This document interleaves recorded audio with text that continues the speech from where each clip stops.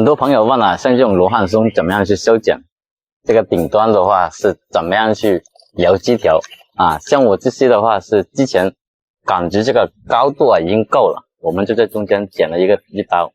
然後旁邊這些的話我們是用鋁線圈起來，然後的話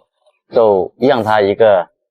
生長的話就已經限制了。還有的話就是頂端這些的話我們是重複修剪看到這個高了你看現在這些的話都比較高看起來就比較高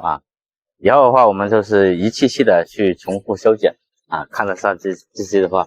我們就先把一些芽頭給它剪一下，中間是比較高點旁邊的話就矮一點，就是像一把雨傘一樣，它是拱背的就是這樣子。我们先大体的修一下，我们挑一些長的出來剪短的一些的話就不用去剪它了像這些的話我們就給它修剪一些，只剪一些長的芽頭。你看像這些的話我們大概剪了以後就感覺很平整，是吧？看起來的話就平整很多了。這就是羅漢松的一個修剪還有上面枝條，如果說要做成雲塔的，像這些的話我們也是根據我們現在上了鋁線這個塔的